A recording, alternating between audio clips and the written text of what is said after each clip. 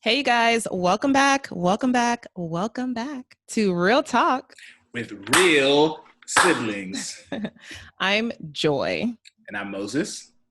And we are real siblings. And we are here to talk about the Big eviction Brother episode. 22 eviction episode. The first eviction of the All season. stars. We have a lot to recap you on, both with the episode and with all the things that have been going on in the feeds since the episode. So to start with the episode, it was actually kind of uneventful. It picks up right after Enzo decided not to use the veto. So we still have Kevin and Keisha on the block. Yeah, and pretty expected. I don't think we knew Enzo wasn't going to use the veto. He's working with Cody, and Cody didn't want to use the veto. So that's what it is. So going into the eviction episode, we have Kevin and Keisha sitting on the block. And I'm not mad at it. I think a lot of people like Keisha, but I think most people also acknowledge that she just wasn't in it this season. She didn't campaign at all. Janelle was doing most of her campaigning for her. So, yeah. And then Kevin was kind of forgettable even in his own season. So nobody was really upset about him being on the block either. Come voting time, we got the first vote of the season and the first unanimous vote of the season. 13-0, Keisha's gone. Which, not too much fanfare. They give her, clap, clap. You're great, Keisha. We gonna miss you. Bye, girl. But you got to guess a step in, and then she leaves. Also, this episode wasn't live. Did you see that? Oh, that's right. Yeah, Enzo joked they're trying to put it on Netflix. The whole season's been recorded, and they'll be thrown up on Netflix. But, so I guess for who knows what reasons that aren't quite clear, the episode wasn't actually live. It was pre-recorded earlier in the day, and so they just waited until the episode was airing, and then her eviction was live. I guess, as I understand. Oh, interesting. I think I remember hearing that it was kind of like an hour, like maybe 45 minutes to an hour delay of when they, so I'm not sure why. I knew they weren't going to do live audiences, but why not just do the live episode? No idea. So Keisha's gone. Now we're starting the HOH competition. And it's one of the typical quiz competitions. This one, they had to watch kind of a Zoom meeting style video of one actor playing four characters, and they had the scripted dialogue. Wait, it was one actor? It was one actor? Are you serious? Yeah, I think it was the same guy they always have, right? I didn't catch that at all. For real? I really did. I thought it was weird, but I didn't catch it was one actor. It was one dude. I have to go back and watch it now. It's the guy in the season with Brett. I think he was Brett's mom or something. He'd follow him around and Brett, I need this. Or was it Brett or someone else in the house? I don't remember. Yeah, it was that man deserves an Emmy. That was great. He does. I did not know. An Emmy. He doesn't deserve an Emmy. He doesn't deserve an Emmy. But no, he deserves whatever they paid him. Yeah. So there was that video. People answer questions. Kaser was out on the first question. I was like, my guy Kaser, what are you doing? Dude, Kaser, it's so hard to stand. And I still stand, but it's so hard to think or wish or feel like he's going to get anywhere into jury when you're playing like that. Like what?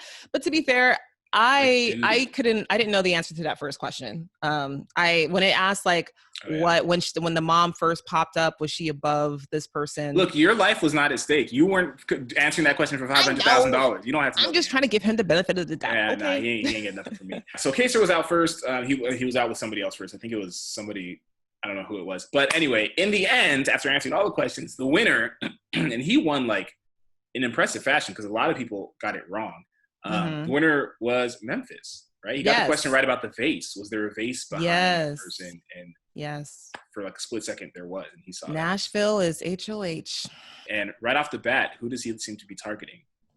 It seems he is kind of targeting Ian. Actually, he's not liking that Ian is a past winner and he's in the house, which is funny because Nicole F is also a past winner, but no one really considers her a past winner, so they're focused more on Ian. Yeah.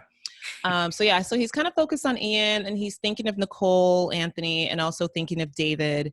He also had kind of floated the idea of Davon or Bailey because he's not super close with them. He kind of was close with Bailey in the beginning, but that's kind of shifted a bit. Yeah. But Bailey and Davon are really well connected, so they had other people kind of going to bat for them, namely Cody. Cody didn't want Davon or Bailey to go up, and yeah, which is cool. It's cool, and it bodes well for their game in a way that I didn't quite expect for them this early on, where they have I don't know if it's through social game or through pre-gaming, like the relationships they have with other house guests, but they seem to be in a position where they're not just in the middle because they're not in the middle because people don't want to align with them and they're on their own. They're in the middle because they're able to play both sides of the house pretty effectively at this point, and they have alliances and connections on each side. So that's interesting for them. So that's the episode, really. I mean, it talked about some other alliances that were formed in the house, and we'll get to that. But basically, Memphis won HOH. He's kind of looking at those targets, and Keisha is gone. Yes. Recap. So, but now let's turn to what's going on in the house right now. So, spoilers, baby. Spoiler. Because now spoiler. we know who's nominated. We know who won the safety suite. And now we can really look forward to all the gaming that's going to happen from now until veto until eviction night. So feeds were down for hours and hours while they played the safety suite. So that kind of gave us a clue that like a few people were playing in the safety suite competition, which once feeds come back, we find that to be true. A bunch of people played, not everybody, but a good number of people played.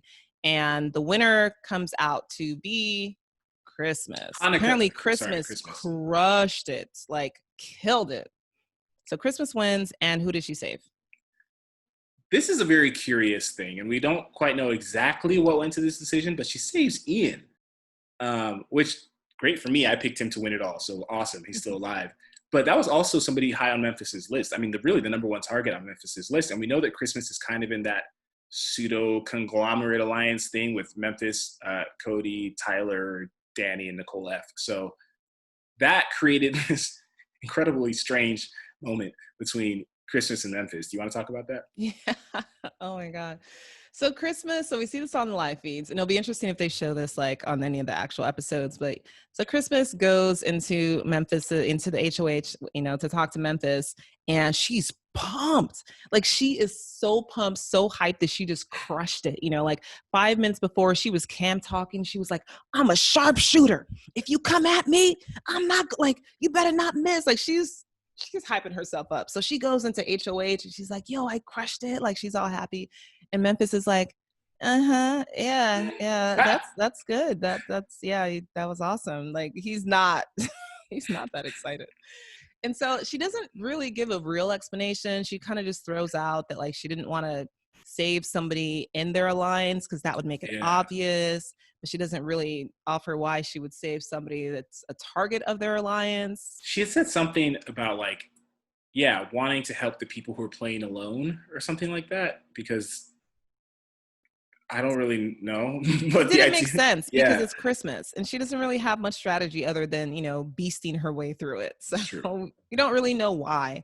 Yeah. And then Memphis, is clearly upset, but trying to hide it, which is interesting to me. That shows that he's not super connected with Christmas because he was more honest with his feelings with Enzo and Cody when he spoke with them earlier. So he's kind of like, hedging a bit with Christmas, and he's saying, I'm not mad that you saved him. I'm not at all. Like, I mean, that's fine. It's like, okay, you've said that 15 times. So you might be mad just a little bit. He's like, I'm just mad that Nicole Franzel earlier in the day saved Ian from having to pick people to be on slop. Like, why would she do that? And Memphis, like, what are you talking about? He's like, I mean, now there's a target on Ian's back because he's been saved twice in a day. Twice in a day, people have saved Ian. So, I mean, now there's a target on his back. And Christmas, like, well, isn't that a good thing? And Memphis like, oh, yeah. Confusion. There's just so much confusion. It's such a mess. Yeah. The conversation doesn't make sense because Memphis is not being that honest. And, this idea that he has for how this pact or alliance is supposed to work is not really clear to everybody in the alliance. So it was confusion. So basically Memphis had to figure out who else to nominate, right? Now that Ian is off the table. And he's working pretty closely with Janelle and Kaser. He at least seems to trust them. That was obviously Cody's number one target, but Memphis is not in the same mindset. So he's really ruled out Janelle or Kaser as a target. Cody wants to backdoor Janelle, but that's not on Memphis's radar either.